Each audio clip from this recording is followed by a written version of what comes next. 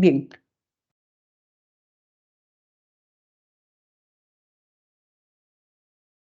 Cuando quieran pueden iniciar el seminario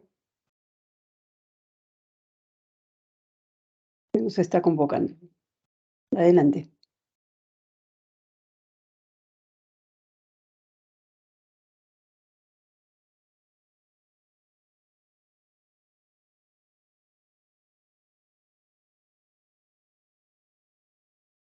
Buenas noches, doctora. Buenas noches, compañeros. Vamos a empezar con el tema de cirugía en ginecobstetricia. Mi nombre es Alfredo Cabeza.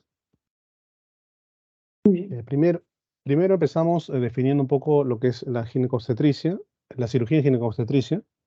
Como sabemos, pues la ginecobstetricia es una especialidad quirúrgica. Es una especialidad quirúrgica. El médico especialista debe estar preparado para resolver cualquier problema que requiera una intervención en la pelvis e inclusive en el abdomen. Para ello va a requerir conocer profundamente lo que es la anatomía y la fisiología de los órganos pélvicos y abdominales comprometidos, ¿no? Y deberá estar entrenado en los procedimientos y técnicas que le permitan resolver con suficiencia los problemas que se presentan. La cirugía ginecobstetricia, con el tiempo ha visto agregar en su instrumental elementos electrónicos, de fibra óptica, incluso robotizados, ¿no? Que le han permitido acercarse físicamente más a los órganos pélvicos, con una visión mucho más detallada y manipulación de los tejidos más precisa, ¿no? Que le proveen al cirujano mejores probabilidades y posibilidades para resolver problemas complejos. Al empleo de mejores anestésicos, medicamentos, antibióticos, ultrasonido, eh, inclusive la tecnología láser, instrumental de imágenes, ya sean peri e intraoperatorias. Todo esto hace que el cirujano ginecobstetra pueda hoy utilizar todos estos mecanismos, ¿no? Que le van a permitir visualizar hasta la microestructura de los órganos in vivo, ¿no? Tales como el cérvix, el endometrio, el endosalpinx, la cavidad amniótica, entre otros, ¿no? Así como ofrecen las ventajas de técnicas más limpias, menor sangrado y traumatismos, menos incidencia de infecciones y menor tiempo de hospitalización y de recuperación, factores que permiten resultados, mejores resultados, ¿no? Resultados superiores. Ahora, con respecto a los cuidados, estos los dividimos en preoperatorios y posoperatorios. Respecto a los cuidados preoperatorios, la evaluación preoperatoria va a ser fundamental para el éxito de todo procedimiento quirúrgico. Una vez diagnosticada la patología agregada y habiéndose determinado el tipo de operación a realizar y su abordaje, el preoperatorio nos va a permitir preparar a la paciente ginecobstétrica para el manejo, para el mejor manejo, ¿no? Y mejores resultados y evitar las complicaciones intra y postoperatorias derivadas de la misma intervención quirúrgica. Entonces, respecto a los cuidados preoperatorios, primero empezamos con el tema de la admisión y órdenes preoperatorias, ¿no? Empezamos con una historia clínica completa, integral y minuciosa. Si la paciente está grave, obtenemos la información a través de los familiares. En la gestante, le vamos a requerir el carnet perinatal. Vamos a solicitar la evaluación por los especialistas idóneos si es necesario. Vamos a explicarle a la paciente y a los familiares respecto al diagnóstico, respecto al tratamiento quirúrgico a realizar, respecto al tiempo posible de hospitalización, al uso de sondas y la duración de estas, las posibilidades de dolor, y resolver todas las preguntas requeridas por la paciente, ¿no? Entonces, vamos a hacer firmar también el consentimiento informado y las consecuencias que de la operación deriven para evitar complicaciones médico-legales. Revisar los análisis de rutina y los propios de la patología referida. Y en gestantes, mínimo vamos a pedir grupo sanguíneo, factor RH, el hematocrito, las pruebas cruzadas según riesgo.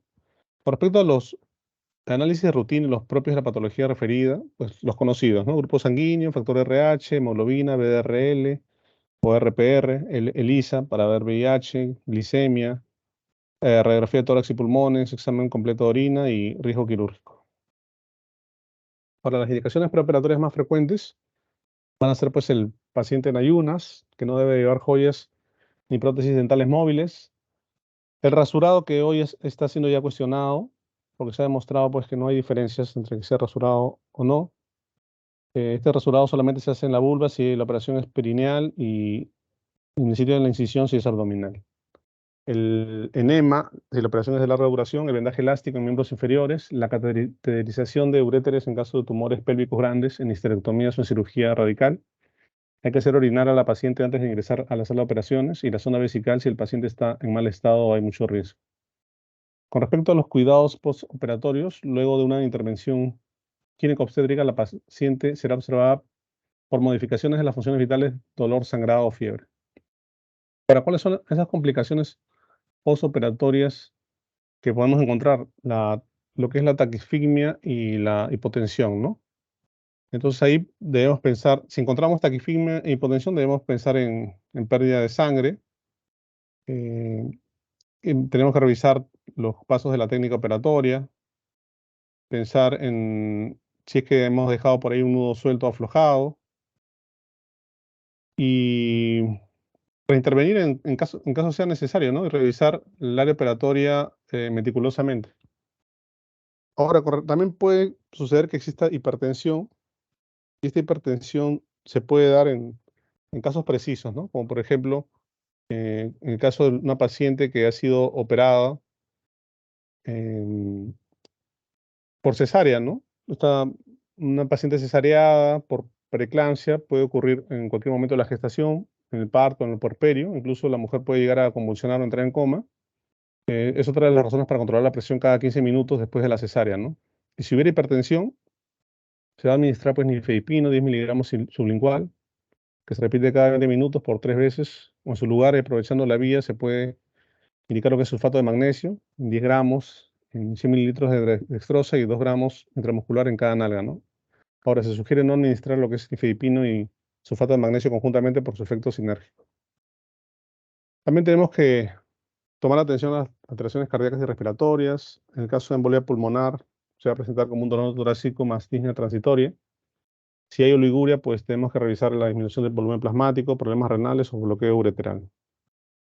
Respecto a las indicaciones postoperatorias, el control de las funciones vitales, el balance hídrico y electrolitos, sangre, la alimentación, el dolor, que nos puede señalar posibilidad de complicaciones de vísceras o de urgencias. Vamos a ver el manejo antibiótico, las excretas, los drenes, los ejercicios respiratorios y la deambulación precoz. Ahora, ¿qué antimicrobianos en cirugía ginecostétrica vamos a considerar? De primera elección, la penicilina endovenosa o la cefalosporina de primera generación, magentamicina o amicacina, cloranfenicol o metronidazol.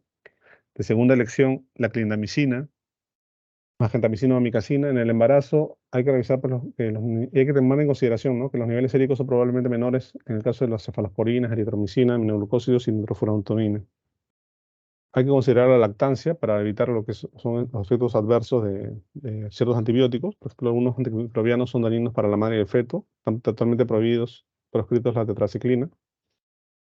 Y en el caso que encontremos fiebre en intervenciones aparentemente limpias, pueden ser estas debidas a infección en el órgano intervenido, del área operatoria, de la herida operatoria, de la vía urinaria.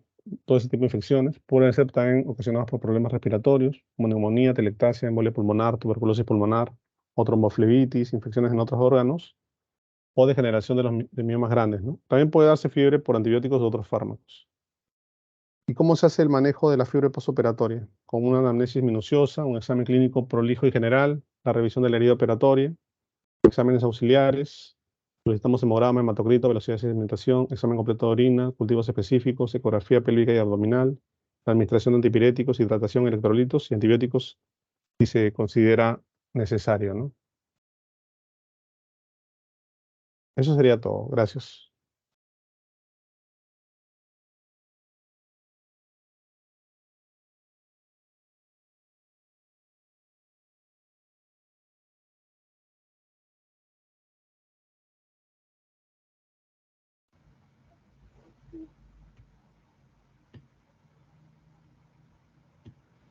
Bueno, buenas tardes, doctora y compañeros. ¿Me pueden confirmar si se visualiza la pantalla, por favor?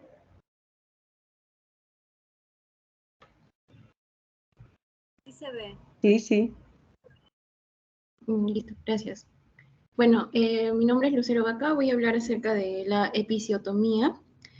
pero siempre para poder iniciar con el término y la explicación de todo el proceso y cuándo se aplica, es importante recordar un poco de la anatomía del periné para poder observar cuáles son los músculos que se van a comprometer al realizar este procedimiento quirúrgico, ¿no?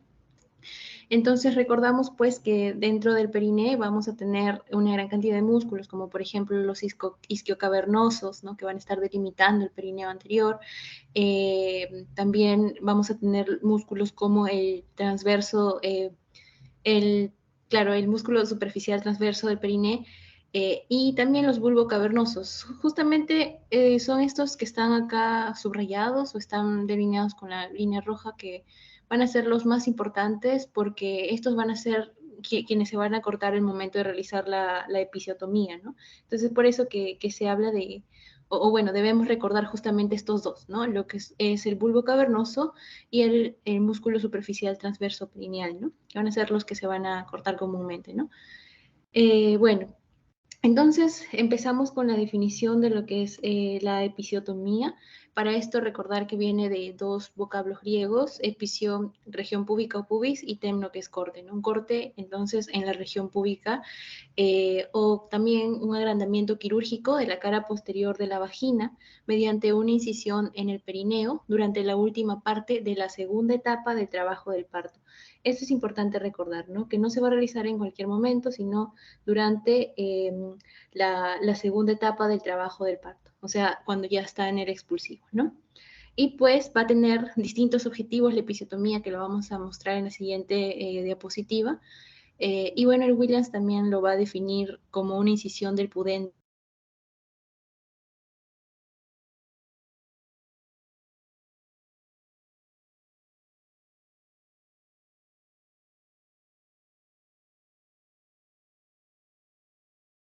episiotomía.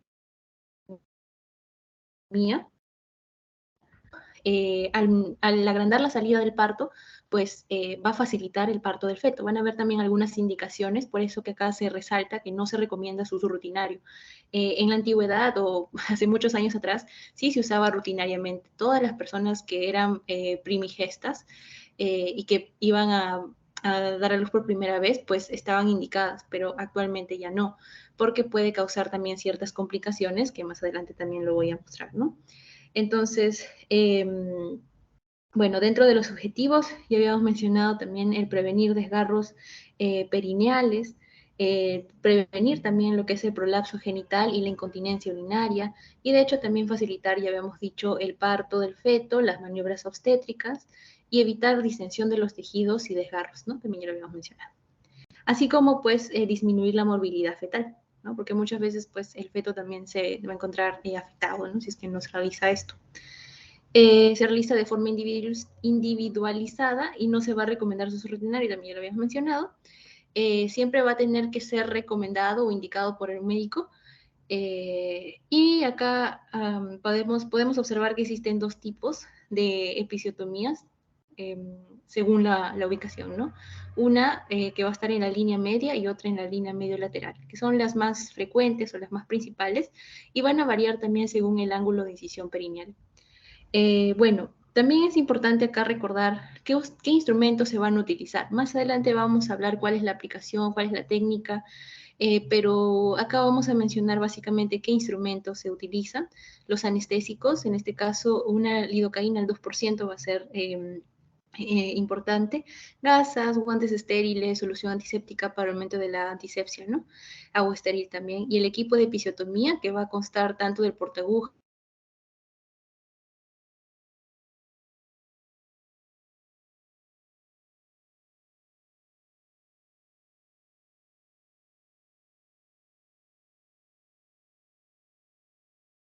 episografia, porque después se va a tener que suturar, ¿no? Entonces, esos son los materiales.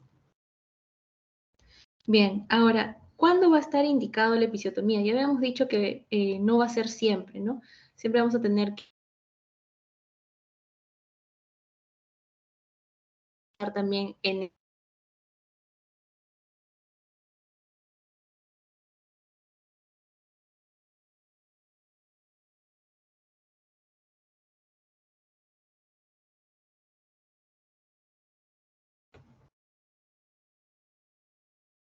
Hola, ¿me escuchan? Lucero, Ya, por momentos sí, se creo que va sí, me estoy comentando sí, por acá que... se pierde la señal. Ya, me avisan si es que pasa lo mismo, no sé qué está pasando con mi internet. Bueno, entonces comentábamos en cuanto a las indicaciones, estas van a ser divididas en dos grupos, ¿no? Indicaciones tanto que tienen que ver con la madre y otras con el feto. Acá, por ejemplo, en las que tienen que ver con el feto, las fetales, vamos a tener el parto de nalgas o un parto podálico también, o cuando el feto tiene una macrosomía, ¿no? Va a ser, por ejemplo, va a pesar algo de 4 kilos a más, ¿no? Entonces es un feto grande que obviamente no va a poder salir normalmente por el canal, ¿no? Entonces se tiene que realizar la episiotomía. También fetos con retardo de crecimiento intrauterino, ¿no? O fetos pues que están también con un sufrimiento fetal agudo en el segundo periodo del parto, entonces todo ello hay que tenerlo en cuenta como un antecedente para realizar la episiotomía. Las presentaciones cefálicas en las distintas variedades de flexionadas, por ejemplo, la presentación cefálica en vértice, en la variedad posterior o el desprendimiento en sacra también es una de las indicaciones, ¿no? Y en cuanto a las indicaciones maternas, vamos a tener la longitud perineal corta de la madre, en este caso la inminencia de desgarros vulvovagino-perineales, ya que existen nulíparas que no lo ameritarían, y por el contrario, en algunas multíparas sí va a ser preciso realizarla, ¿no? Además, esta no se aconseja la realización rutinaria de esta, sino selectiva, ¿no? En este caso. También para abreviar el periodo expulsivo y la intensidad de los esfuerzos del pujo, sobre todo en pacientes o en madres que tienen preeclampsia o eclampsia, ciertas cardiopatías, neumopatías, perdón, incluso también patologías relacionadas con el sistema nervioso central, van a ser personas indicadas, madres indicadas para realizar la episiotomía, ¿no? Y obviamente el parto vaginal instrumentado, ¿no? Cuando se va a utilizar forceps o espátulas. También tenemos las contraindicaciones ahora en quienes no se realiza la episiotomía. Cuando vemos que hay una relajación y flacidez del piso pélvico, cuando el piso pélvico está muy elástico y no hay inminencia de desgarro durante el desprendimiento, cuando hay algún tipo de enfermedad granulomatosa activa, condilomatosis florida con extenso compromiso vulvoperineal también va a ser una contraindicación, así como también las fístulas, ¿no? Sobre todo rectoperineales y antecedentes de perineoplastías o cáncer. Pacientes con cáncer anorrectal van a ser contraindicadas para lo que es la episiotomía. Bien, ahora antes de hablar de la técnica y del proceso, es importante recordar el momento adecuado, ¿no? Cuando se realiza una episiotomía temprana, cuando el sangrado de la incisión será considerable antes del parto, y una tardía, cuando no se van a evitar las laceraciones en las episiotomías tardías, ¿no? Es por eso que siempre vamos a decir que una episiotomía es completa cuando la cabeza del feto es visible durante una contracción y cuando el diámetro está en 4 centímetros, ¿no? Cuando vemos la coronación del feto. Entonces ahí se va a realizar, o ese es el momento adecuado para realizar la episiotomía. Ahora, algo importante también es el consentimiento de la paciente, ¿no? Es importante poder explicarle cuál va a ser el procedimiento, cómo se justifica ese procedimiento. También tener en cuenta los materiales para el procedimiento, ya les había mencionado cuáles eran, tener en cuenta también la antisepsia, ¿no? Y la asepsia, estaban los materiales que había mencionado anteriormente, ¿no? Sobre todo el área perineal, la parte de la anestesia adecuada, ¿no? Que sea una anestesia regional o local, ya habíamos dicho entre 5 y 20 mililitros de lidocaína, el 1% en sitio de la episiotomía, para poder bloquear el nervio pudendo, ¿no? Bien. Entonces, ahora ya para hablar de lo que es el procedimiento, vamos a hablar, bueno, ya habíamos dicho que existen dos tipos de episiotomías, ¿no? Una media que está en la línea media y otra medio lateral. Entonces, en la episiotomía media, o también llamada mediana, esta va a iniciar en la horquilla vulvar posterior y va a cortar el rafe medio en dirección medial, ¿no? Y se va a ir extendiendo hasta las fibras más externas del esfínter del ano y se va a prolongar incidiendo las mismas en el caso de que aún a pesar de la longitud del corte se haga probable un desgarro del mismo. Entonces, la incisión acá va a ser de 2 a 3 centímetros de longitud y hay mayor probabilidad de laceración del esfínter anal en este caso, ¿no? En cuanto a la técnica, más adelante también les voy a mostrar cuál es, bueno, cuando veamos la episiografía vamos a ver cuál es la técnica aquí, pero lo que comúnmente vamos a ir realizando la incisión va a ser de superficial, perdón, a profundo, ¿no?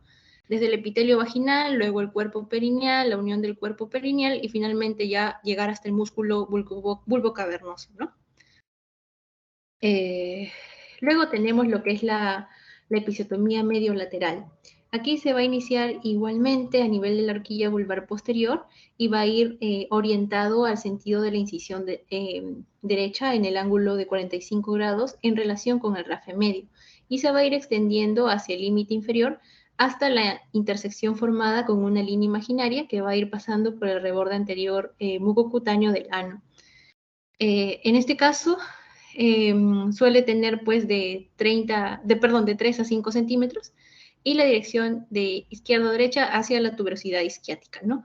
Entonces, justamente el músculo que está ahí va a ser el músculo transverso del periné. Entonces, vamos a ir haciendo la incisión primero en el epitelio vaginal, el músculo bulbocavernoso y posteriormente el músculo transverso del periné, ¿no?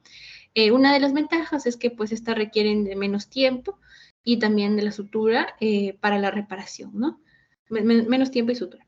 Y también va a asociarse con un aumento de pérdida de sangre y va a haber menos probabilidad de la laceración de tipo ASIS. Eso ya lo va a explicar el compañero o compañera que hable de desgarros y laceraciones.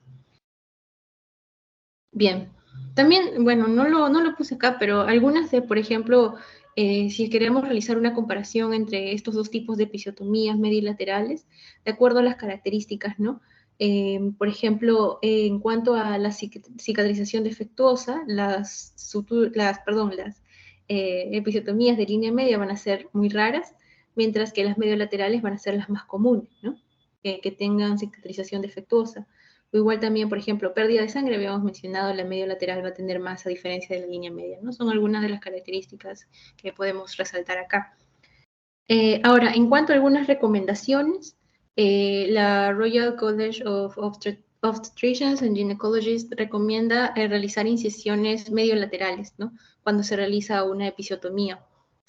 Y el Colegio Americano de Obstetricias y Ginecólogos, pues afirma que la episiotomía mediolateral puede ser preferible, ¿no? a la mediana en casos seleccionados, justamente por lo que les había comentado, ¿no? Bien.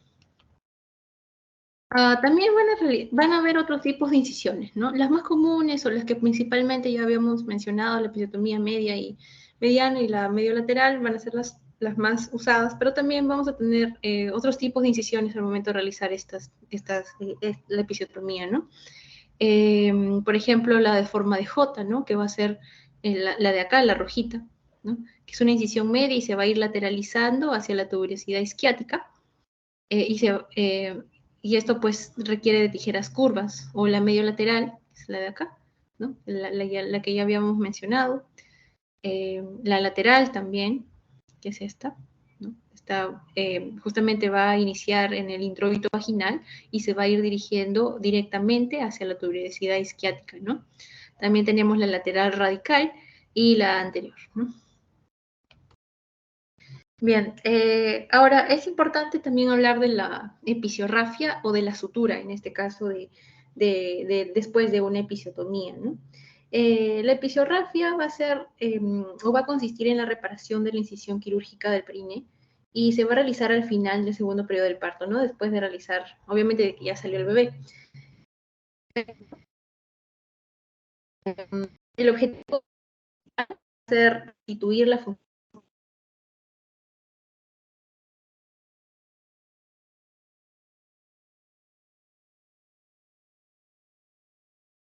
utilizar para poder suturar o para poder realizar este procedimiento va a ser las suturas absorbibles como el catgut, y esta se debe realizar lo más antes posible, ¿no? Sobre todo para limitar la hemorragia. Bien. Acá, por ejemplo, de acuerdo al tipo de episiotomía que se haya realizado, se va a realizar la episiotomía adecuada, ¿no? Y obviamente va a ser también después de que se ha realizado un examen completo del perineo y un examen rectal, ¿no? Para ver de que no hay algún tipo de compromiso. Ahora, los puntos que se van a utilizar acá van a ser de acuerdo a la profundidad hacia la parte más superficial, ¿no? Tanto la mucosa vaginal, en la mucosa vaginal, que va a ser lo primero que se va a suturar, se va a usar un tipo de, o bueno, la sutura surgical cruzada o sutura continua, ¿no? Ese es el tipo que se va a realizar, tanto en la episiografía media como también en la mediolateral, ¿no? Solamente va a diferir el sentido, la posición, ¿no? Que se encuentra. Luego vamos a ir ya hacia los músculos, que sería en la parte B, acá, ¿no? Los músculos, para poder suturarlos, se va a utilizar una sutura continua simple. Luego en la imagen C, ya vamos a ir un poco más hacia la piel, una sutura subdérmica, y los vasos también que se van a, bueno, que están, claro, ¿no? Que se van a suturar como punto cruz, en ambos, ¿no? Y bien, y por último, volviendo a la episiotomía, algunas de las complicaciones que vamos a atribuirla va a ser, bueno, también se van a dividir en complicaciones inmediatas, mediatas o tardías, ¿no? Dentro de estas, en las inmediatas, por ejemplo, vamos a tener ciertos sangrados, hematomas y dolor o desgarros y prolongaciones. En las mediatas, infecciones, dehiscencias, ¿no? Y granulomas, y en las tardías, por ejemplo, las fístulas, ¿no? Acá también podemos observar, ya sacado esto de UpToDate, cuáles son las complicaciones, y en esta imagen de acá, por ejemplo, observamos lo que es el hematoma vulvar, ¿no? Después de una episiotomía y una mala episiografía definitivamente, ¿no? No ha podido cerrar bien y está ya, bueno, se convierte en un hematoma, ¿no? Bien, eso sería todo acerca de lo que es episiografía y episiotomía.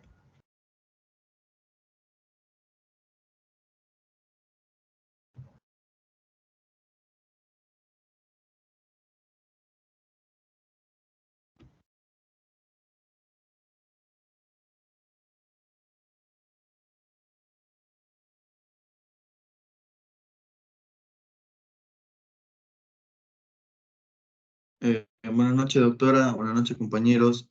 Yo soy el alumno Becerra Romero Diego y voy a continuar con la exposición hablándoles sobre el parto instrumentado. Bueno, primeramente, el parto instrumentado es la aplicación de tracción directa sobre el cráneo fetal, sea ya con forceps o con el vácuum, también llamado ventosa, al vacío. Los partos vaginales instrumentados representan alrededor del 15 al 20% del total de partos vaginales, y los instrumentos más utilizados son los forceps, espátulas de Thierry y ventosas, ¿no? Y que se aplica sobre la cabeza fetal y se obtiene la presentación mediante una tracción, ¿no? Y también ampliando el canal del parto. Bueno, algunas de las indicaciones podrían ser, por ejemplo, indicaciones maternas, en el que se da de repente una patología materna grave u otras situaciones que contraindiquen la maniobra, ¿no? En este caso, la maniobra de Valsalva, bueno, puede haber una patología cardíaca severa, una crisis hipertensiva, una miastenia gravis o una malformación vascular cerebral, ¿no? Con respecto a indicaciones fetales, pues cuando exista alguna sospecha de pérdida de bienestar fetal y condiciones para asistir al parto vía vaginal. Y también está la progresión inadecuada del parto, ¿no? En pacientes nulíparas, por ejemplo, definimos una progresión inadecuada del parto cuando la segunda fase del mismo es mayor a 3 horas, ¿no? Con anestesia regional, y también mayor a 2 horas sin anestesia regional. Y en pacientes multíparas se define progresión inadecuada cuando la segunda fase del parto es mayor a 2 horas con anestesia regional y mayor a 1 hora sin anestesia, ¿no? Bueno, en estos casos es fundamental asegurar que hay una adecuada dinámica uterina, y en los casos en los que no haya sospecha de pérdida de bienestar fetal, Se puede ser flexible en el límite de tiempo de expulsivo, ¿no? Siempre que se evidencie alguna progresión, hasta 4 horas en pacientes nulíparos con anestesia locorregional. Y bueno, ninguna indicación es absoluta, ¿no? Y siempre se debe considerar cada caso de manera individualizada. Con respecto a la clasificación, tenemos 4. Tenemos la instrumentación de salida, en el cual la calota está visible en el introito sin necesidad de separar los labios, ¿no? Por el que el punto guía de la presentación llega al suelo pélvico. Y encontramos las suturas agitar en el diámetro anteroposterior de la pelvis, o también puede ser necesaria una rotación de menos de 45 grados. Tenemos instrumentación baja, que se da entre el tercer y cuarto plano de Hodge, y bueno, es el punto guía que está a más de 2 centímetros, ¿no? De la espina ciática, pero aún no ha llegado al suelo pélvico. Y bueno, en este estadio se encuentran las 2 subdivisiones, ¿no? Una rotación de 45 o menos desde la posición occipito anterior, y también la rotación de más de 45, ¿no? Desde la posición en occipito anterior. Tenemos la instrumentación media, que se da en el tercer plano de Hodge, y bueno, es el punto guía que se encuentra a menos de 2 centímetros de las espinas ciáticas, ¿no? Pero las ha sobrepasado, y también se puede dividir en rotación de 45 o menos desde la posición occipito anterior, o rotación de más de 45 desde la posición occipito anterior, ¿no? Y la última, instrumentación alta, es el punto guía en el que la presentación no llega, ¿no? A las espinas ciáticas. Y en esta situación se contraindica la realización de algún tipo de parto instrumentado, ¿no? Aquí está la imagen de los planos de Hodge. Y bueno, algunos requisitos previos a la instrumentación, pues es primero ver la presentación cefálica, la dilatación completa y la bolsa amniótica rota, ¿no? Visualizar la cabeza encajada, realizar el conocimiento de la variedad y las características exactas, ¿no? De la cabeza fetal, una evaluación clínica, ¿no? De la relación pélvico-fetal, y una preparación materna, ¿no? Aseptización, analgesia adecuada, una vejiga urinaria vacía, el consentimiento informado, ¿no?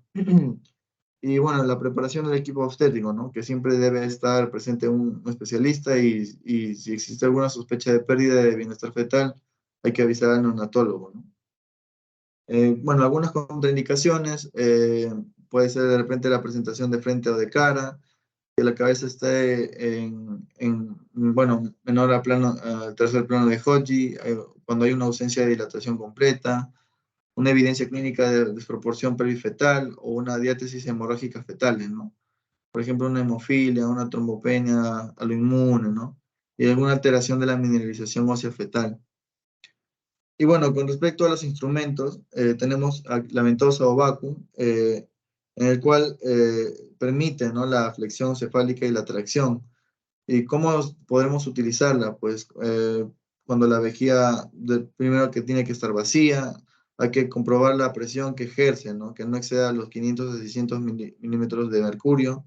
Y estas presiones deben estar entre estas, ¿no? Porque si aumentasen, no quiere decir que aumente la tasa de éxito, ¿no? Al contrario, aumenta el riesgo de complicaciones. Bueno, luego tenemos el forceps, que permite la flexión cefálica, la tracción y la rotación.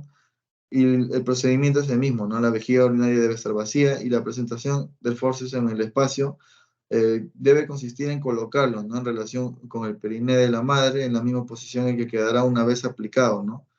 Y en función de las diferentes posiciones del polo cefálico. Y hay que ver lo de la desarticulación del forceps y la colocación correcta de las ramas, ¿no? Y por último tenemos las espátulas de Thierry, ¿no? Que básicamente funciona en ampliar el canal del parto, pero también permite la tracción de la cabeza fetal, ¿no? Y bueno, la espátula se apoya más que todo en la cara fetal, en su mitad distal, de manera que la cabeza resbala sobre la cara interna de las espátulas, ¿no? Con respecto a la elección, pues entre forceps y vacuum, la tasa de éxito se la lleva el forceps, ¿no? Este, sin embargo, tiene mayor complicación de posibles desgarros, ¿no? Ambos podrían causar una cefalohematoma o una incontinencia urinaria también, ¿no? Pero sin embargo, el forceps tiene la mayor preferencia ante el vacuum. ¿Y cuándo debemos abandonar el procedimiento? Cuando el parto instrumentado debe abandonarse, por ejemplo, si hay una imposibilidad en la aplicación del instrumento o no se evidencia el descenso de la cabeza fetal con la tracción. O en el caso del forceps, ¿no? Que se debe abandonar la instrumentación si no existe un progreso en el descenso de la cabeza fetal después de 3 intentos. En cuanto a la ventosa o vacuum, pues se considera seguro un máximo de hasta 3 pérdidas de vacío y en todos los casos de la instrumentación fallida debe realizarse una revisión del canal del parto, ¿no? Bueno, eso sería todo con respecto a mi parte. Muchas gracias.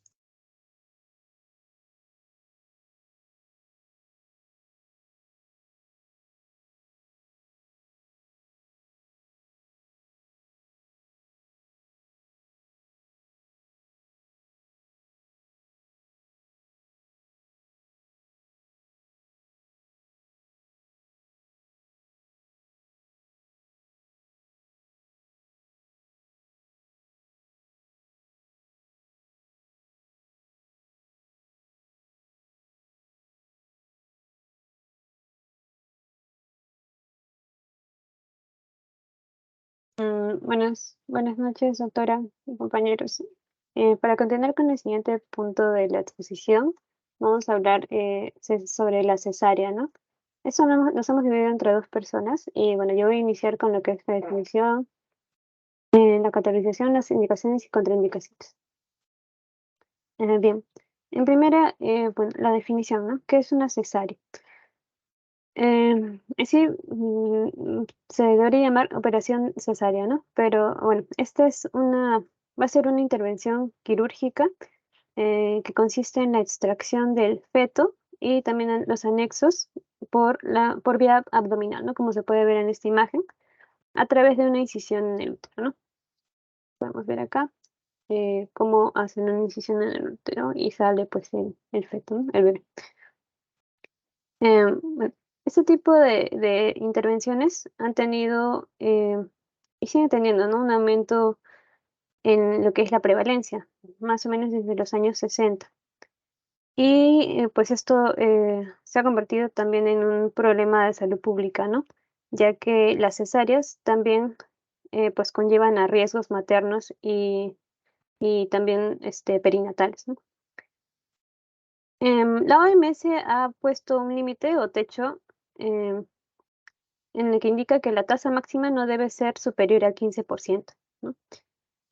Pero bueno, en el caso de Perú, según la encuesta de ENDES en el 2021, la prevalencia de cesáreas a nivel nacional se incrementó de un 31,6% a un 36,3% entre los años 2016 y 2021, ¿no? Además, también se puede observar que se va incrementando pues al aumentar la edad de la madre.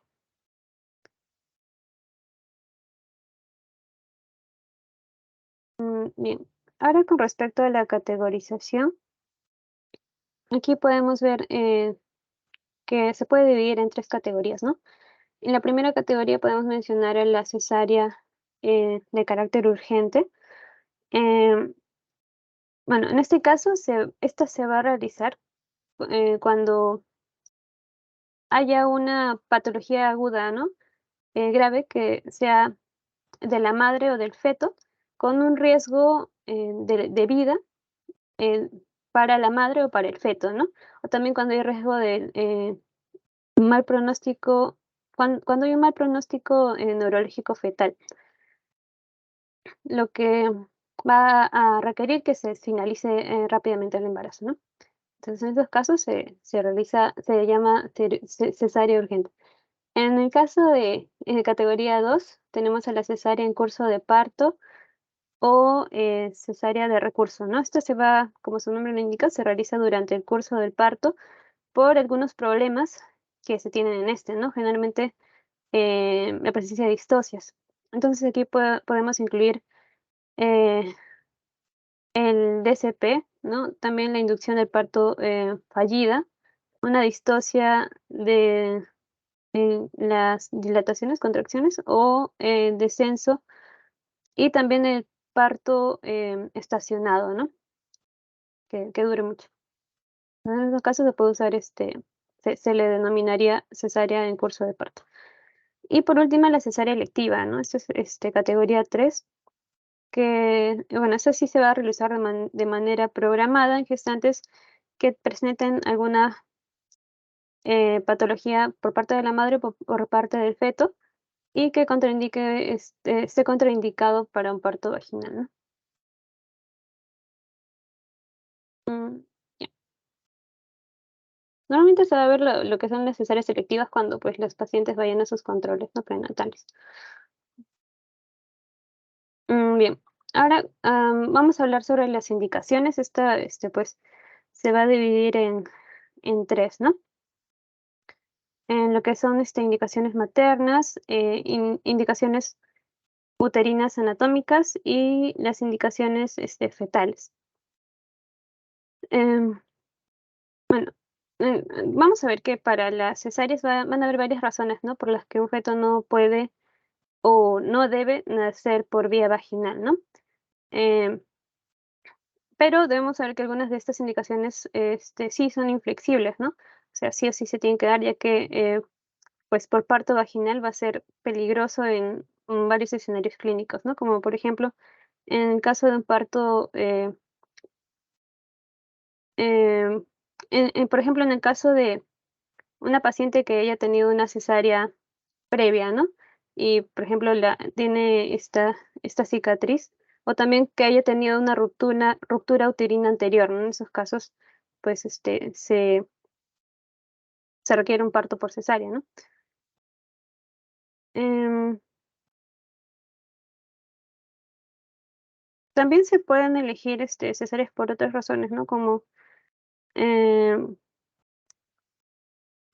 si la paciente tiene, por ejemplo, un cuello uterino desfavorable, o en estos casos no se recomienda, pues, ¿no?, la maduración cervical con medicamentos como el misoprostol, por ejemplo, ¿no? Ya que esto pues va a, a dar va a incrementar el riesgo de una ruptura uterina, ¿no?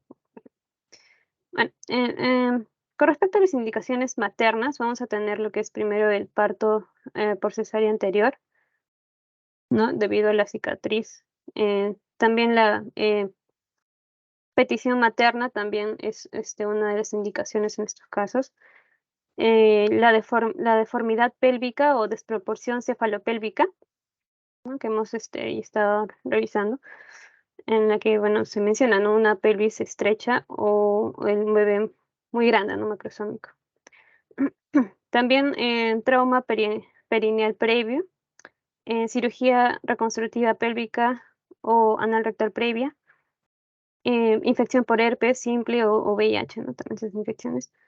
Que la madre presente enfermedad cardíaca o pulmonar, presencia de aneurisma cerebral o malformaciones arteriovenosas, patologías también que requieren cirugía intraabdominal concurrente y una cesárea perimortem, ¿no?, en caso de eh, para la madre o para el feto, ¿no?, que tengan riesgo de muerte.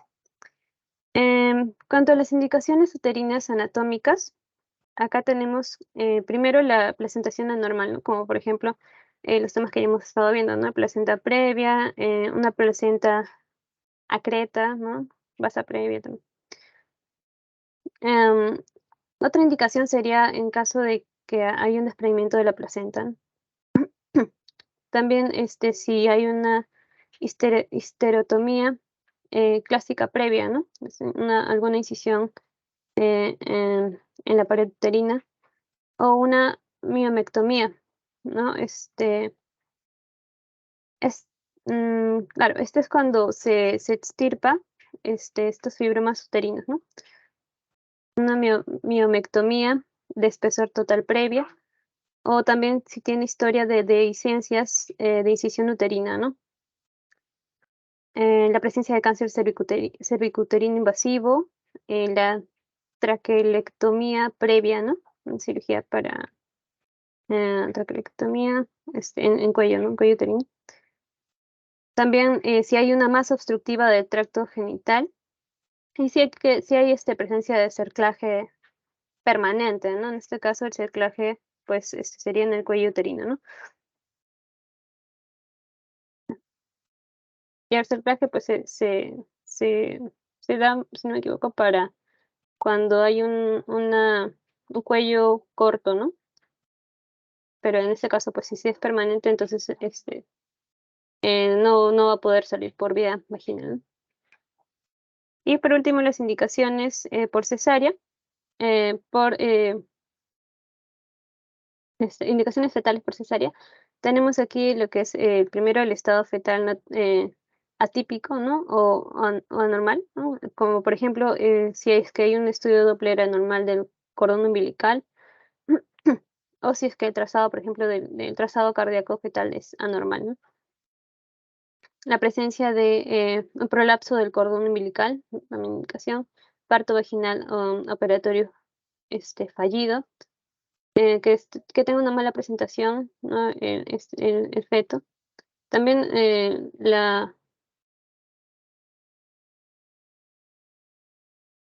por ejemplo, sí que está en transversal, ¿no? Transverso, bebé que está en transverso, ese sí o sí va a cesárea, ¿no? Que sea un bebé macrosómico, em, que haya pues anomalías congénitas, trombocitopenia, presentación de trombocitopenia y trauma previo al parto neonatal. Bien, ahora en el caso de las contraindicaciones, en sí no van a existir verdaderas contraindicaciones médicas, ¿no? Para la cesárea. Esta en sí va a ser una opción si es que pues la paciente está en riesgo su vida o si está en riesgo la vida del feto, ¿no? Pero pese a que sí existen condiciones ideales para una cesárea, ¿no? Como la disponibilidad de anestesia, los antibióticos, ¿no? El equipo adecuado. Si es que existe la ausencia de estos, pues no en sí no es una contraindicación, ¿no? Si es que el escenario clínico exige una cesárea, entonces se tiene que realizar. Éticamente, si una cesárea va a estar contraindicada si es que la paciente pues se niega, ¿no? Se niega a, que le realicen esta incisión, ¿no? En estos casos va a ayudar que la paciente pues esté asesorada, ¿no? Que tenga una correcta educación y asesoramiento con respecto a todos los procedimientos, ¿no? También hay algunos escenarios clínicos en los que el parto por cesárea puede no ser la mejor opción, ¿no? Como por ejemplo, em, que una paciente embarazada pueda tener una coagulopatía grave, ¿no? Lo que va a ser más que todo, la cirugía va a ser más riesgosa en estos casos, ¿no? Por lo tanto, no es preferible. También en casos de parto vaginal, perdón, también en caso eh, de que un paciente que tenga antecedentes extensos de cirugía abdominal, ¿no? Ya que pues puede presentar también lo que son las adherencias, ¿no? También en caso de muerte fetal, ¿no? Ya que si se le realiza una cesárea en esos casos, pues se expone a la paciente a los riesgos de una operación que no va a tener beneficio para el feto, ¿no? Porque pues ya está muerto. Y también estas mismas consideraciones se van a aplicar cuando el feto pues tiene anomalías que son incompatibles con la vida, ¿no? Entonces en esos casos se prefiere inducir el embarazo, ¿no? Así que nazca por vía vaginal. Entonces se podrían comentar que son como contraindicaciones relativas, ¿no? No hay contraindicaciones absolutas en sí. Bien, ahora continúa mi compañero. Gracias.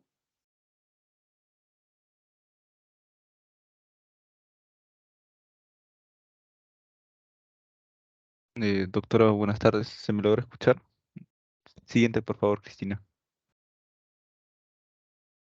Bueno, voy a hablar acerca de la técnica quirúrgica de la cesárea, ¿no? Pero poniendo un poco en contexto, ¿no? Ya lo comentó mi compañera en la introducción, la definición. Ahora acerca de los cuidados preoperatorios, se recomienda, ¿no? Que la paciente esté en un ayuno de 6 a 8 horas, siempre y cuando la cesárea sea programada, ¿no? También realizar pruebas de laboratorio como hematocritos, hemoglobina, ¿no? Frecuente de plaquetas. Se recomienda la anestesia regional, ¿no? En este caso puede ser una raquídea o epidural. Se recomienda que la paciente esté en decúbito supino con inclinación lateral izquierda. También evaluar la fetocardia. En este caso, algunas guías, ¿no?, de la OMS mencionan que no hay una diferencia significativa, ¿no?, entre que la paciente se rasure o no, ¿no? O sea, no va a haber una mayor tasa de infecciones si es que no si es que no se rasuran. Colocar una sonda Foley y preparar la piel con clorexidina para prevenir infección del sitio operatorio, ¿no? Siguiente, por favor. Y la profilaxis antibiótica se recomienda darle a la paciente 1 hora antes de la primera incisión, ¿no?, que se le va a realizar. En este caso, la profilaxis antibiótica disminuye, ¿no?, la incidencia de fiebre materna e infección de la herida y también bueno, reduce la mortalidad de la paciente. Se administra en dosis única una cefalosporina o de penicilina de amplio espectro, ¿no?, como puede ser la cefasolina, 1 gramo, dosis única, y si la paciente es obesa, pesa más de 120 kilogramos, se puede aumentar a 2 gramos. Ahora, si es alérgica a las penicilinas, otra opción es una clindamicina más un aminoglucósido. Siguiente, por favor. Bueno, la técnica quirúrgica primero se comienza con la incisión, ¿no?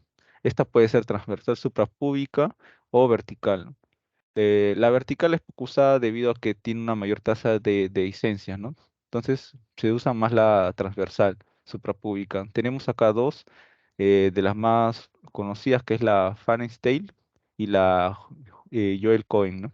Entonces la primera va a ser una incisión que se va a realizar 3 centímetros encima, ¿no?, por encima del borde superior de la sínfisis del pubis, y pues se va a extender 12 a 15 centímetros, ¿no?, como una sonrisa, como vemos acá.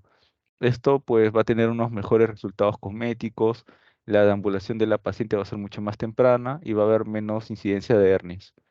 Tenemos la siguiente incisión, que es la de Joel Cohen, ¿no? Esta va a ser una incisión, bueno, por debajo de 3 centímetros por debajo de la línea que une las espinas ilíacas anterosuperiores, y esta va a ser recta, ¿no? Las ventajas que ofrece esta incisión es que nos va a producir menos fiebre, ¿no?, a la paciente, menos dolor, menos sangrado, y el tiempo operatorio también va a ser menor. Siguiente, por favor. Y no hay diferencia entre usar el bisturí y el electrobisturí. Siguiente. Luego, una vez que hemos abierto la piel, ¿no?, hemos hecho la primera incisión, el tejido celular subcutáneo se puede ir disecando, ¿no?, de forma digital, ¿no?, con los dedos, o sea, de forma roma, ¿no? Ya que se ha demostrado que al hacerlo de forma roma hay una mejor recuperación por parte del paciente. Y una vez que ya pasemos el tejido celular subcutáneo, llegamos a la fascia, realizamos una incisión transversal en la fascia, ¿no?, de 3 centímetros, y la podemos diseccionar lateralmente con las tijeras Mayo. Luego separamos la fascia del músculo. eh, Vamos a separar también con los dedos, ¿no?, los músculos rectos, el recto abdominal, y vamos a ingresar al peritoneo, que vamos a realizar un corte encefalocaudal y también lo vamos a ir extendiendo, ¿no?, con los dedos. Siguiente, por favor. Una vez que llegamos al útero, realizamos la histerotomía, ¿no? Que esta va a ser una incisión el segmento uterino inferior. ¿Y por qué razón, no? Porque esta va a ser un segmento con una menor vascularización, va a tener un menor riesgo de ruptura de cicatriz uterina, va a haber menos complicaciones postoperatorias, va a haber un menor riesgo de adherencias y va a haber una rápida curación y hemostasia. Eh, Entonces, nosotros también realizamos una incisión central de 2 a 3 centímetros y la vamos a ampliar con los dedos de manera lateral. También podemos utilizar el retractor de Doyen para poder exponer mejor el segmento inferior, ¿no?, del útero. Y vamos a empujar también con el retractor de Doyen la vejiga hacia abajo para evitar lesionar este órgano.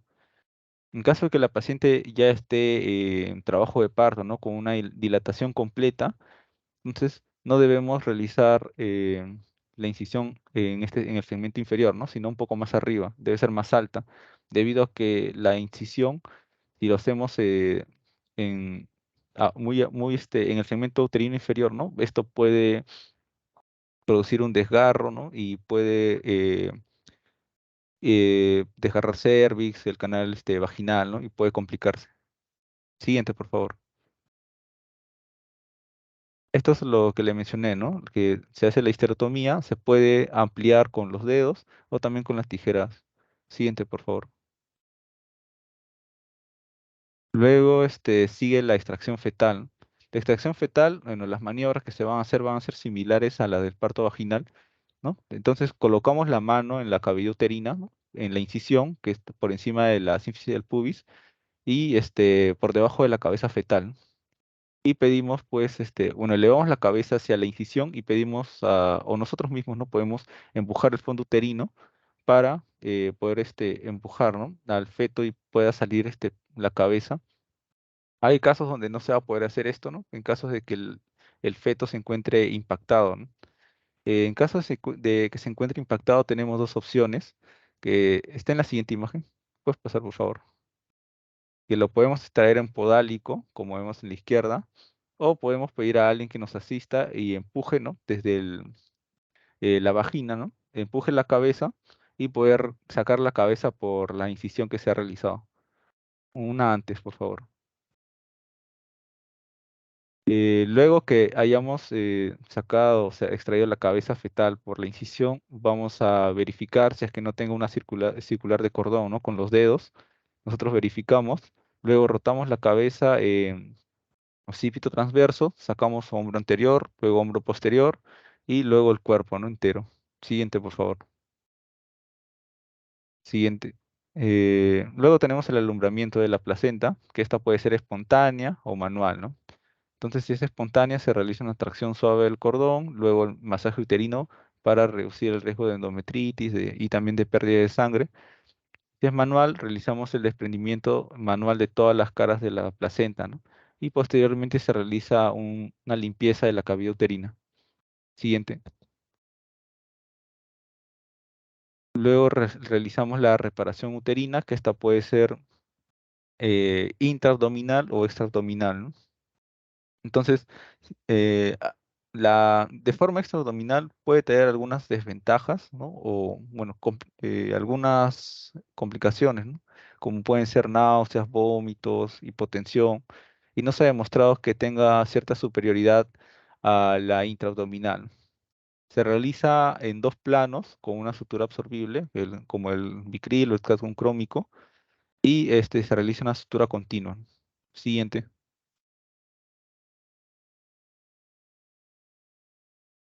Siguiente, por favor. Ya. Luego el peritoneo, ¿no? No se recomienda cerrar el peritoneo ya que no se ha visto que haya algún beneficio a corto plazo. Entonces, el no cerrar el peritoneo nos reduce el tiempo quirúrgico también. Luego realizamos el cierre abdominal, ¿no? Donde debemos verificar un conteo correcto de los instrumentos, ¿no?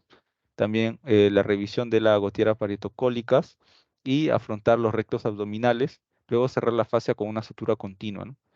Y por último, el cierre de piel. El tejido celular subcutáneo se cierra siempre y cuando sea mayor a 2 centímetros de grosor, ¿no?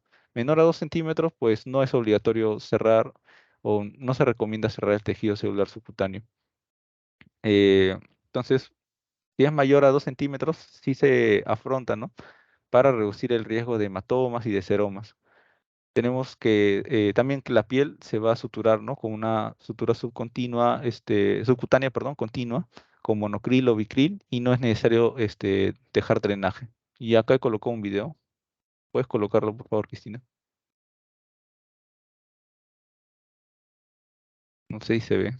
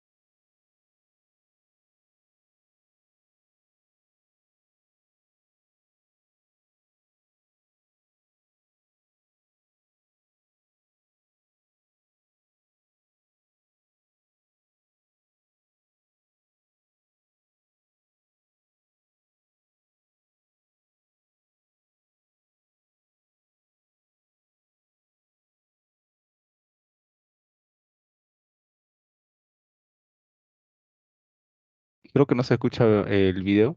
Bueno, en todo caso, Cristina, bueno, básicamente están realizando la incisión de la piel, ¿no? De las fascias, el tejido celular subcutáneo lo abren con los, eh, disecan con los dedos, ¿no? Todo lo que les había comentado, solo que creo que el audio no se subió.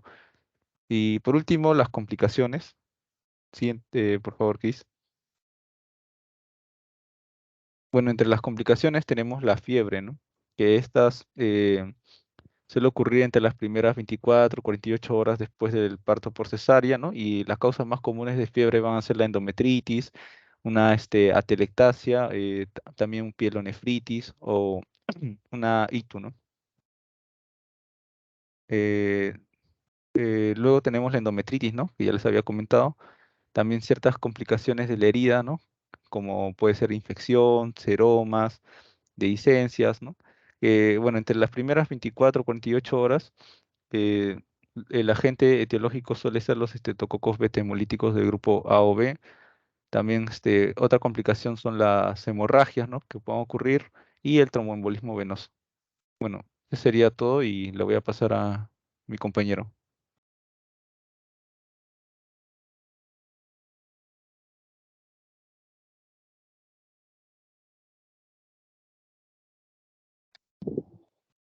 Doctora, compañero, buenas noches. Un momento que un compañero me va a apoyar proyectando.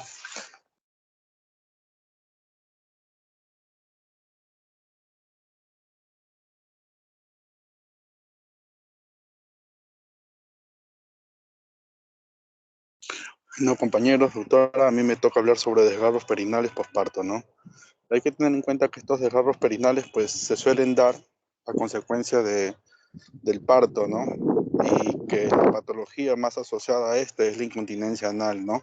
Que provoca, pues, el descenso involuntario de materia fecal y gases, ¿no? Y compromete mucho la calidad de vida de las pacientes, ¿no? Siguiente, por favor. Bueno, referente al parto, como me estaba mencionando, el parto vaginal aumenta las posibilidades de desgarro perinales, ¿no? Y aproximadamente el 80-85% de las mujeres tienen alguna forma de lesiones perinales, ¿no? Durante el parto vaginal. Esta puede ser debido a un desgarro involuntario, ¿no? Por el mecanismo del parto o a veces por la episiotomía, ¿no? De elección, que suele ser la episiotomía medial, ¿no? De estas aproximadamente el 70% precisan de sutura, ¿no? Y de estas, el 40% de las lesiones obstétricas, pues es del esfínter anal, ¿no? Y se da a causa de partos eutóxicos. Como mencioné, la lesión de esfínter con está asociada a la incontinencia anal, ¿no? Y presenta diferentes síntomas defecatorios, ¿no? Siguiente, por favor. Entonces, la incontinencia anal está dada por la pérdida involuntaria de gases o heces, ¿no? Que afecta la calidad de vida de la mujer.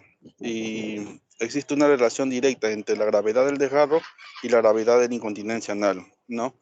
En cuanto a la incontinencia anal, pues en ausencia de lesiones anatómicas, sugiere que puede ser secundaria a una lesión neurológica, especialmente del nervio pudendo.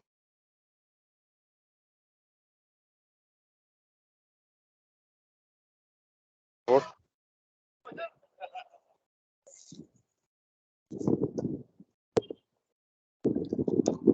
Siguiente, por favor. Dentro de la clasificación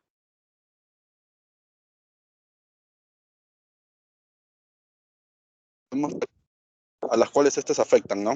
Tenemos el traumatismo anterior, que se da en los labios.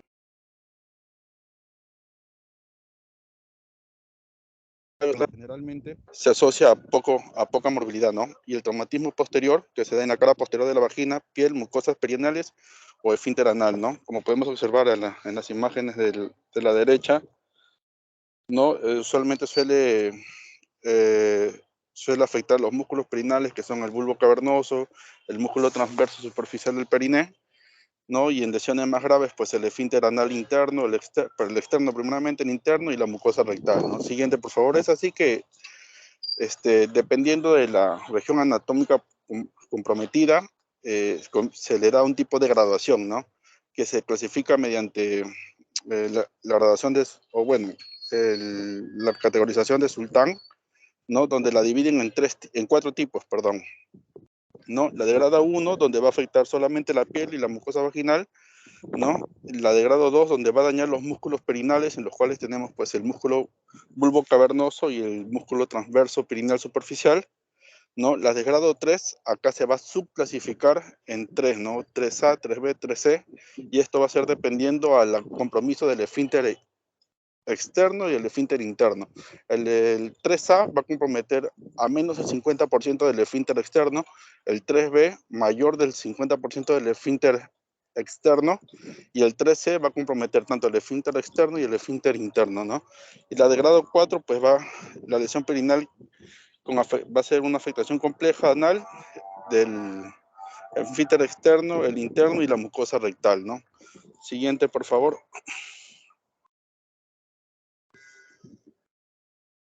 Bueno, dentro de las prevenciones de las lesiones perinales, se recomienda, la protección del periné, ¿no?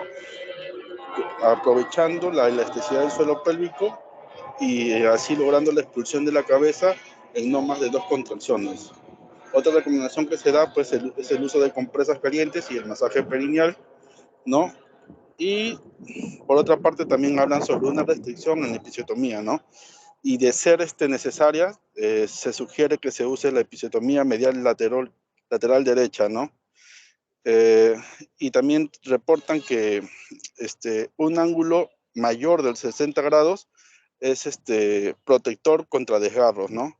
Y mientras más se horizontalice este ángulo, va a disminuir en un 50% el riesgo de desgarro, ¿no? Siguiente, por favor.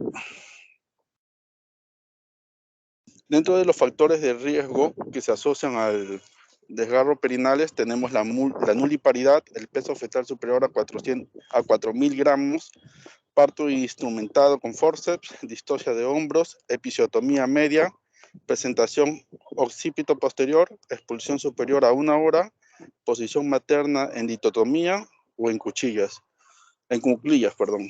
Siguiente, por favor. Sí, un momento. ¿Está yendo? Ok.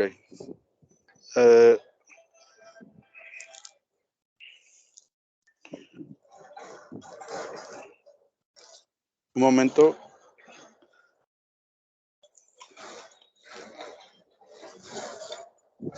Dentro de las revisiones e identificación de los desgarros perinales, es importante una exploración minuciosa y sistemática, ¿no?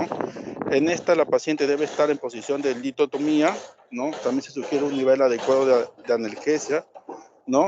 Y una iluminación adecuada en el campo observatorio, ¿no? Entonces, posterior a esto se va a realizar un tacto rectal con el dedo índice, ¿no? Y una palpación digital de la masa del esfínter entre el dedo alojado en el recto y el pulgar, ¿no? Siguiente, por favor.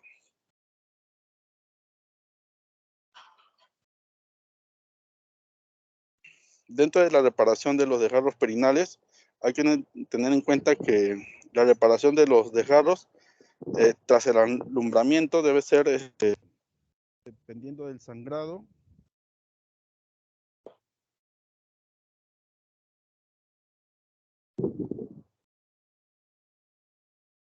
Perdón, ¿se me escucha? Ahora sí. Ya, va a ser dependiendo del sangrado profuso y si precisa de atención inmediata, ¿no? Entonces, esto con el objetivo de evitar la disrupción de las suturas mediante la manipulación, ¿no? Durante el acto del parto, ¿no?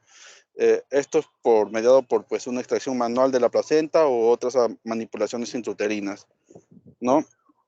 La lesión del perineo anterior solo se aconseja suturarla si hay un sangrado profuso o no, anterior. Sí, ahí sigo.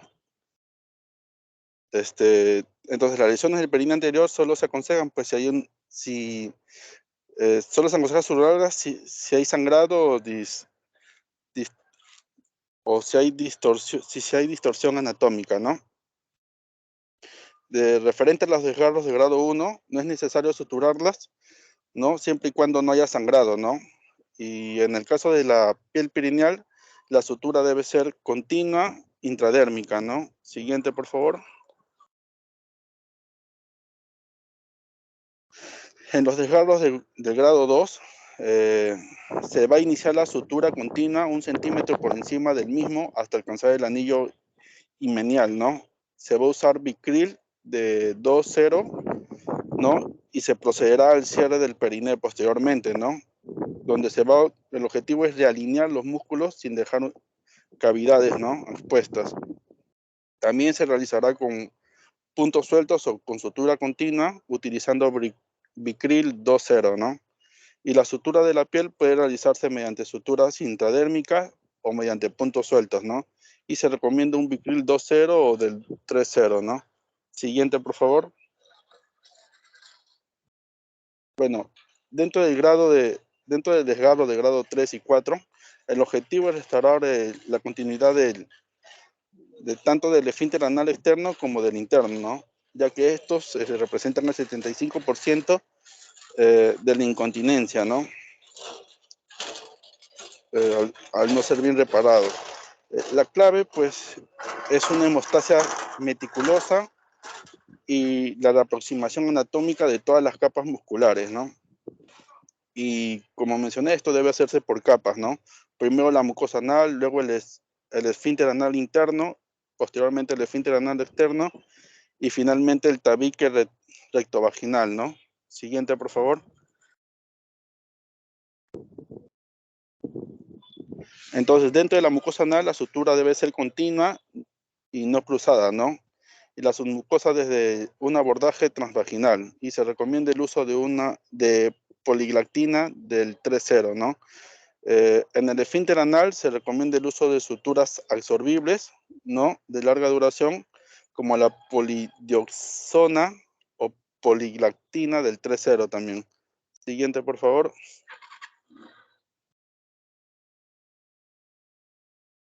Referente al esfínter anal interno, mencionan que tiende a retraerse, ¿no? Superlateralmente y aparece como un tejido rosa, pálido, brillante y engrosado, ¿no? Se va a realizar una aproximación término-terminal con puntos sueltos sencillos o del colchonero, ¿no? Y en el esfínter anal externo, lo primero va a ser identificar y ayudarse con las pinzas de Alice, los 2 cabos, ¿no?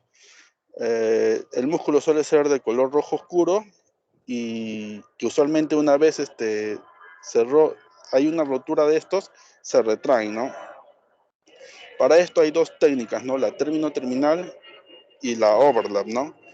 Y se menciona que la overlap se realizará siempre y cuando pues, el esfínter anal externo se haya roto en su totalidad, ¿no? Siguiente, por favor.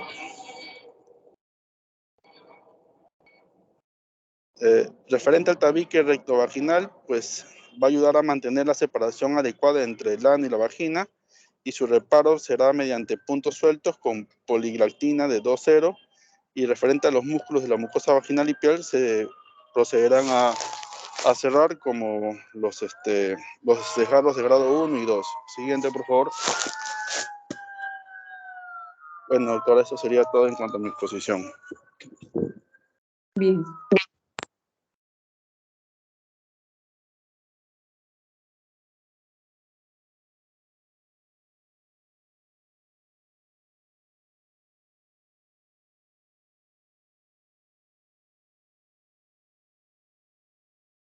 ¿Falta algún expositor?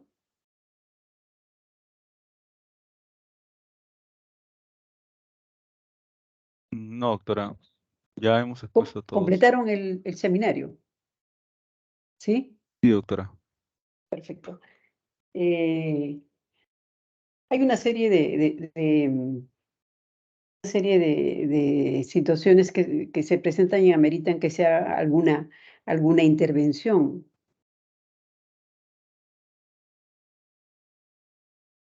Allí es donde viene la decisión, ¿no? La apreciación clínica del paciente y la toma de decisión del médico operador o aquel que está atendiendo el parto. Lo importante siempre es el saber reconocer cuando hay algún tipo de dificultad, ¿no? En la progresión, ya sea del parto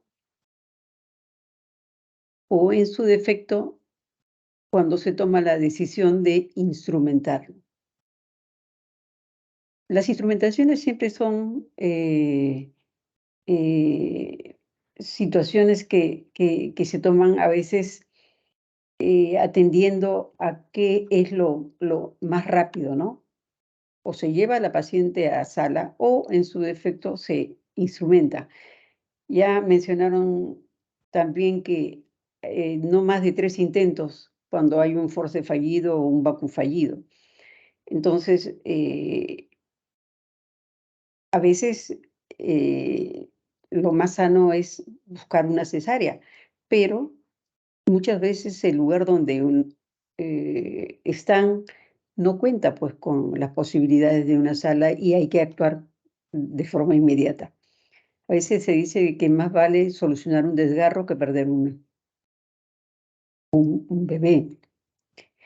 Mientras más tiempo el bebé está en sufrimiento, más riesgo hay de algún problema de tipo neurológico. Veo que han hecho una revisión completa, ¿no? Y me gustaría de que sus compañeros procedan a hacer alguna pregunta en relación a los temas que han tocado, ¿no? Más que todo, a cómo podemos evitar complicaciones en la atención del parto. ¿Qué medidas tomaríamos? No sé, a ver.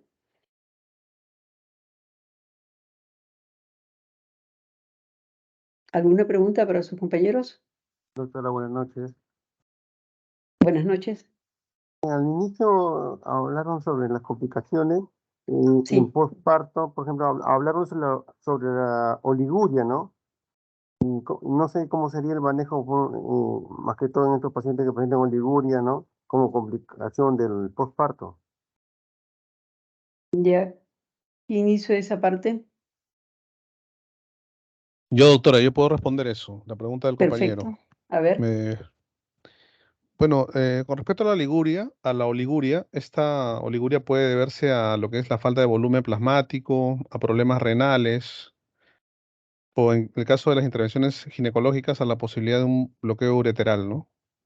Entonces, lo que nosotros debemos hacer es, primero, confrontar lo que es el estado de hidratación de la paciente, observando lo que es su piel, observando lo que son sus mucosas. Si la vejiga está vacía y no se observa buena hidratación, lo que tenemos que hacer es administrar cloruro de sodio, vía endovenosa, unos 500 mililitros en media hora. Ahora, si persiste la oliguria, se puede objetivar la cantidad de orina en vejiga por palpación o por ecografía, y si se considera necesario, vamos a colocar lo que es una sonda Foley a drenaje cerrado permanente. Ante la posibilidad de una alteración renal, lo que vamos a hacer es solicitar urea, creatinina en sangre, y si se obtiene orina, un examen completo de orina. Esta posibilidad de obstrucción uretral se descarta permeabilizando la uretra y la obstrucción ureteral por urografía excretora. Ese sería el manejo de lo que es la oliguria como complicación posoperatoria. Claro, ahí lo importante es saber hemodinámicamente cómo está nuestra paciente. Si es una paciente que ha tenido una pérdida excesiva y no se le ha suministrado los fluidos necesarios, si no se ha cuantificado en forma adecuada, es probable que no haya pues una forma de controlar la diuresis si es que no se le pone una sonda. Sabemos que cuando hay una clave roja, lo primero que se hace es canalizar vías. El equipo tiene que haber ahí un líder que maneje o un encargado, ¿no? Para visualizar el área superior, las vías, la ventilación, ver qué cantidad de fluidos necesita la paciente, hemodinámicamente cómo está, si está con una presión adecuada, si está, digamos, hipotensa, etcétera, etcétera. Todos esos pasos son los que nosotros clínicamente tenemos que ver en nuestra paciente. El paciente obstétrico, ya sea posparto, eutóxico o poscesárea, son pacientes de riesgo. ¿Por qué razón? Porque en estos tipos de actividad en relación al parto y a la cesárea, ocurren pérdidas.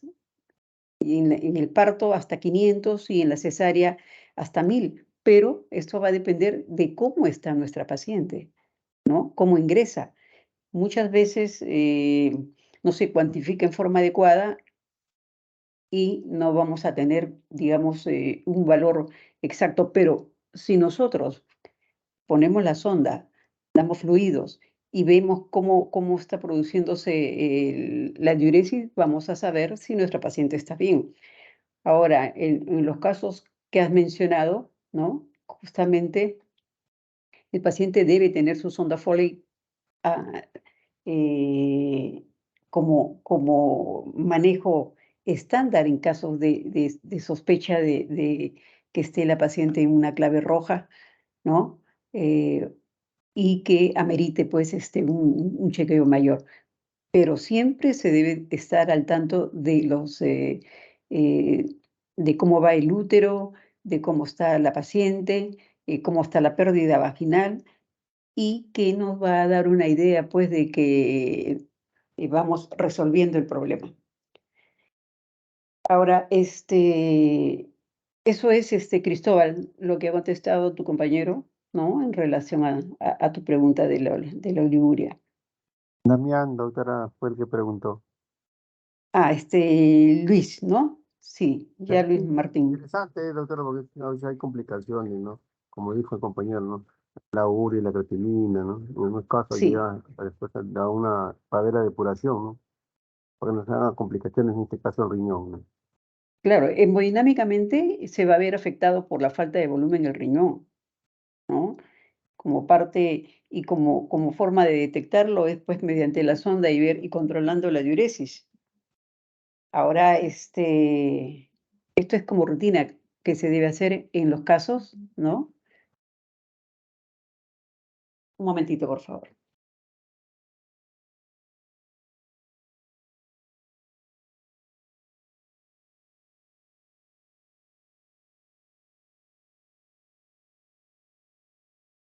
Entonces, lo que debemos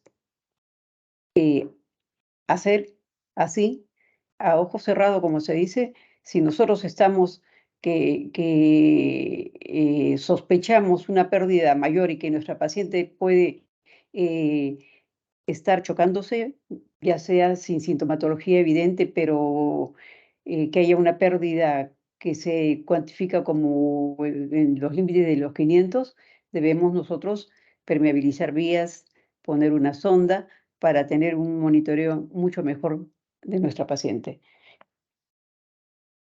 No en todas las pacientes es necesario, pero ya si nosotros estamos seguros de que esta pacientita ha tenido una pérdida mayor, ¿no? Que nos puede afectar en su evolución para, digamos, sacarla de la hemorragia, nosotros tenemos que hacer todos esos pasos que se han mencionado. Y sobre todo la atención, ¿no? La atención a cómo va la evolución.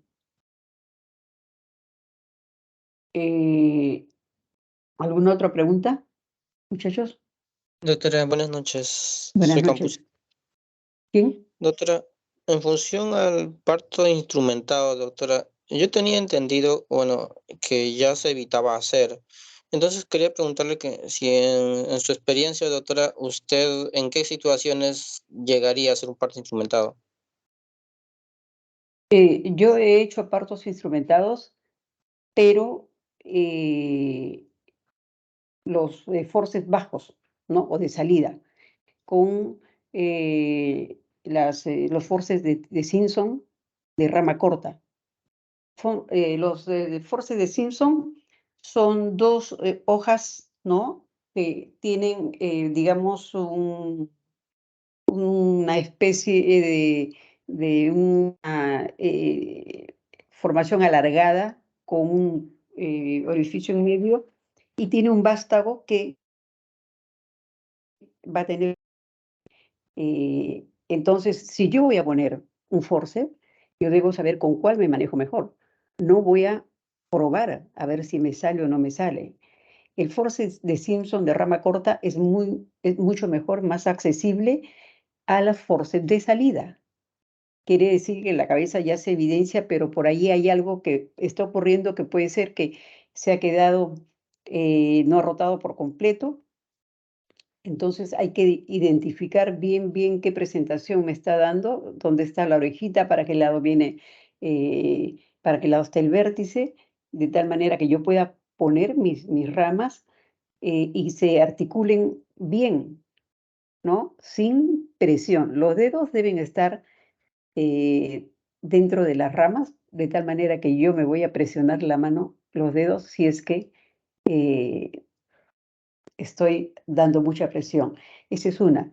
Y lo otro de la buena, de conocer cómo es la articulación de los forceps, es que al momento de ponerlo puede enganchar bien, pero yo debo saber en qué momento tengo que desarticular los forceps para que haya la salida sin problemas y no me vaya a afectar las paredes vaginales al momento de sacar bruscamente.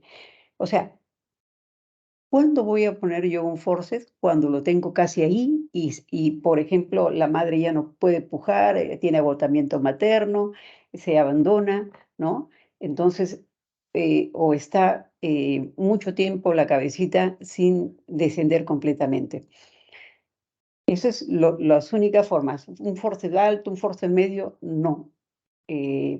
Por todos los problemas que pueden presentarse.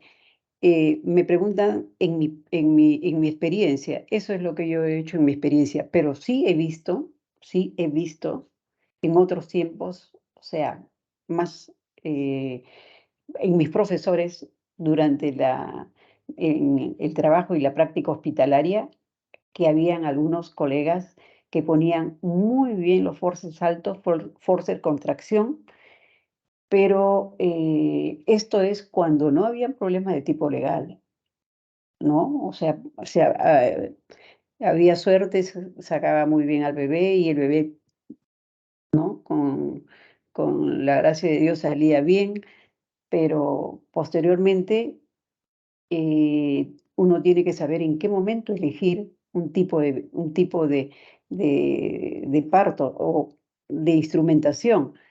Si yo voy a requerir instrumental un parto, debo pensarlo bastante, ¿no? Y yo opto por lo mejor, lo más salomónico, bien la mamá, bien el bebé.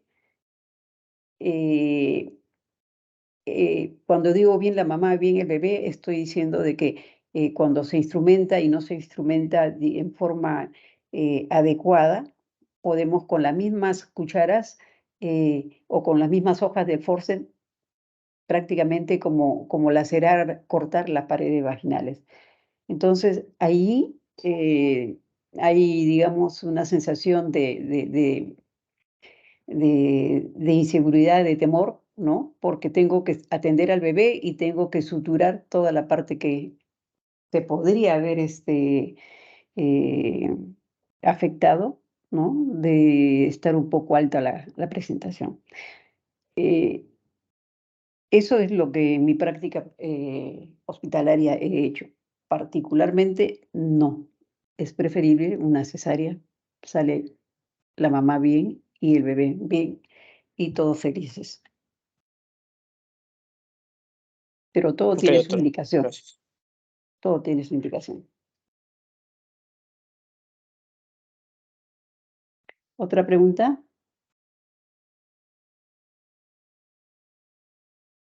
Doctora, buenas noches. Una Buenas pregunta. noches. Em, Cuando se mencionaba el sacar al bebé de parto por cesárea y mencionaron que se retiraba en podálico debido a que la cabeza estaba impactada. ¿A qué se refería con la cabeza impactada? A veces queda, la paciente está en trabajo de parto. Se produce la dilatación, comienza a pujar a la mamá y llega un momento en que no desciende, como que se han quedado los parietales impactados en lo que es eh, lo que, digamos, no logra atravesar lo que es el segundo o tercer plano de Hosch, ¿no? Se queda ahí como atorado, entonces muchas veces se llama a eso falta de descenso de la presentación o dilatación estacionaria, y la paciente pues tiene que pasar ya a hacer un parto por vía alta, un parto por cesárea. Entonces, ahí se vio una maniobra también en la cual como la cabeza está impactada, está metida, ¿no? No logra bajar porque pues, no se calculó bien de repente tampoco el tamaño el perímetro cefálico del feto. Entonces, un ayudante tiene que ir por la parte vaginal y hacerle un rechazo, ¿no? Un rechazo de la cabeza, presionar y como están ya con la cavidad abierta, uno empuja y el operador lo que va a hacer es traccionar del cuellito y lo va a rotar. A veces lo desimpacta o si no, la versión a sacarlo encefálico me parece un poquito más difícil, ¿no? Porque tiene que prácticamente ya se salió, ya se perdió el líquido amniótico, que era lo que distendía toda la cavidad interna del útero. Entonces, a veces si el bebé no pudo salir es porque de repente es un bebito grande, ¿no? Entonces, hacerlo que nazca en podálico puede ser más traumático para el feto. Entonces, lo que también he tenido que hacer, no porque me haya gustado, sino porque la necesidad del caso lo ameritaba, es con la ayuda eh, del otro colega, empujaba la cabecita y sacarlo, ¿no? Sacarlo encefálica, como debiera ser. En la práctica se ven muchas cosas, hay muchas, los segundos parecen minutos, ¿no? Y el tiempo parece que no pasara, se hace eterno cuando hay situaciones de estrés. Entonces, uno debe conocer más que todo sus alcances, sus habilidades para hacer, pero siempre debe haber alguien que lo esté monitoreando, porque a veces quien está operando, quien está actuando, a veces no ve la solución que la tiene al lado. Entonces, el, el tutor, el, el, digamos, el jefe del momento que está, puede ser una guardia o puede ser el equipo quirúrgico, tiene que estar atento a cualquier eventualidad para poder decir, hace esto, o jala para acá, o tracciona un poquito, o espérate, todavía no. O sea, son momentos, les estoy hablando para los que están digamos, los residentes, incluso cuando están terminando la rotación, a los internos también les puede dar su chance de ser ayudante de primera o de repente, dependiendo de sus habilidades, darles la oportunidad de que entren en una cesárea. Todo es en obstetricia, en ginecología, va de la mano. Desde que ustedes hacen una historia clínica, ¿no? Una buena historia en el control prenatal hasta el desarrollo y el término del embarazo con el parto. Todo va de la mano, todo tiene relación. Todos los pasos que hacemos, todos son uno tras otro, que digamos, debemos conocerlos para poder saber en qué momento estoy teniendo una complicación o cómo voy a salir de ese problema.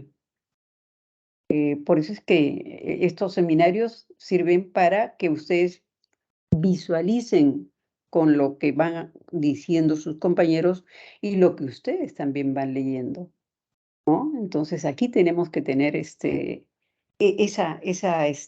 capacidad, ¿no? De poder imaginar, pero ustedes en la práctica esta que están llevando, tienen que estar bien atentos a todos los movimientos y la preparación, por ejemplo, para el parto o para la cesárea. La mayor parte de casos se ven pues durante una guardia, ¿no? En una guardia cuando está todo el equipo completo es posible ver cualquier detalle. Puede ser una guardia muy tranquila o puede ser una guardia muy trabajada con casos que uno que está aprendiendo dice he tenido casos bonitos, pero bonitos en el sentido de que estoy aprendiendo, ¿no? Estoy viendo cosas que lo he estudiado y lo tengo que poner en práctica en esos momentos. Y lo bueno es que no es uno solo, sino están en el equipo, que es posible poder tener un apoyo para cualquier eventualidad. Bueno, ¿alguna Gracias, otra doctora. pregunta? Ok, Arias. ¿Duda? ¿Alguna duda? Sí, ¿Sí? doctora, quería preguntarle si hacer los puntos muy discontinuos en una episografía podría provocar la aparición de un hematoma. Y en ese caso, si se aparece, pues si la solución es solo cortar y volver a hacer la episografía con puntos más continuos o se drena. Hay que drenar. Un hematoma está a tensión y quiere decir de que hay un vaso que lo está llenando. Entonces, cuando ha habido un mal afronte, es porque al momento de hacer al momento de iniciar la episiografía, en el ángulo superior interno que está en la vagina, el punto se pone 1 centímetro por detrás. Ahí se hacen 3 nudos. Se deja una hebra larga y luego ese punto que hemos puesto sirve de tracción para hacer los puntos continuos. ¿Me están siguiendo?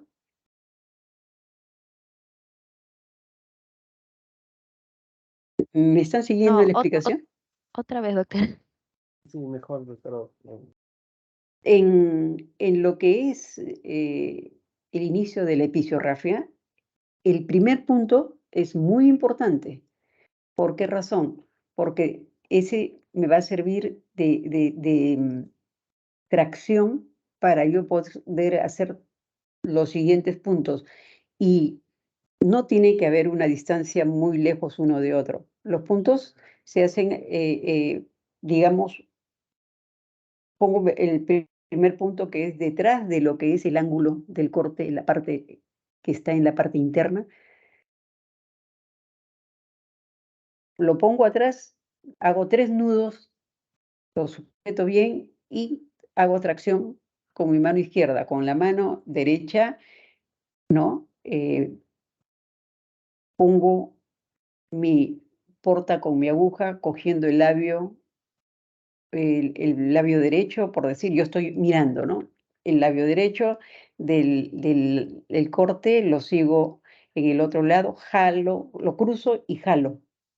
Allí estoy haciendo tracción y hemostasia. Estoy afrontando y estoy haciendo hemostasia. Y sigo hasta la parte de la horquilla. Ahora, ese hematoma muchas veces ocurre de que se produce cuando ha habido una salida muy brusca de la cabecita y ha hecho que estalle la parte de adentro y no se ha observado, no se ha tenido en cuenta los daños que podría tener. Entonces, siempre conforme uno va avanzando, va secando y va mirando, porque por allí hay un vasito que si uno no lo agarra, ese vasito va a estar alimentando el espacio y lo va llenando. Y se va a ver como la imagen que había en un momento en la exposición, todo como si un hematoma a tensión. Eso tiene que debridarse, muchas veces entra por el mismo lado, ¿no?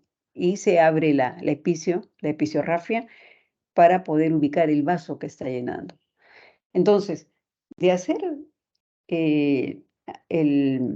la episiorrafia, siempre el primer punto es el más importante, ¿no? Ustedes tienen que ver mucho, mucho, mucho para hacerlo y nada es imposible, todo se hace, ¿no? Muchos de ustedes deben tener habilidades quirúrgicas y a muchos les debe gustar la cirugía y lo va a saber hacer muy bien. Pero tienen que saber qué es lo que están haciendo. No hay necesidad en el plano de la vagina, cuando uno está haciendo los puntos, el surjet, ¿no? No poner la aguja muy adentro, porque no hay necesidad, sino hay que afrontar mirando, siempre mirando. Bueno, eso es lo que les puedo dar como alcance para que ustedes tengan la opción de poder hacer una buena episio. ¿Que se las van a enseñar a hacer? Sí, pero tienen que ponerle mucha atención y muchas ganas a lo que están haciendo. Eso es lo más importante.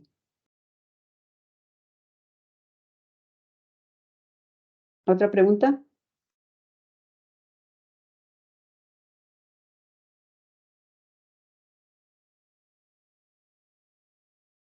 Y si me preguntan a mí sobre las incisiones en la piel para la cesárea, yo he utilizado la Fansteel. Es más, digamos, estética, se puede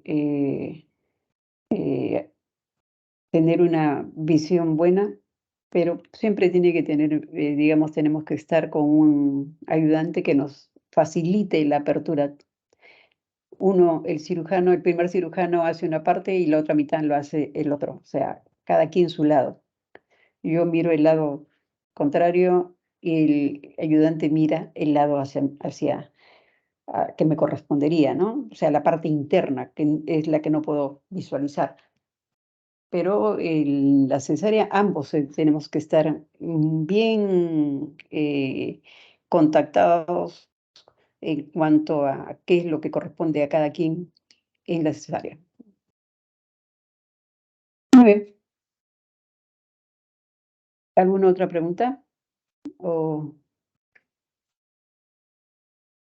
damos por concluido este seminario?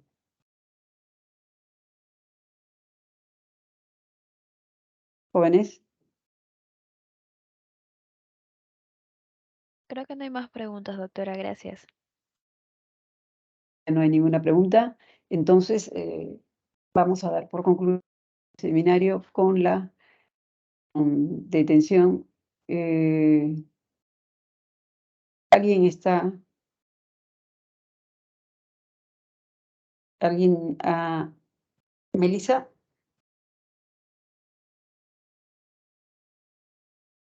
Para detener la grabación.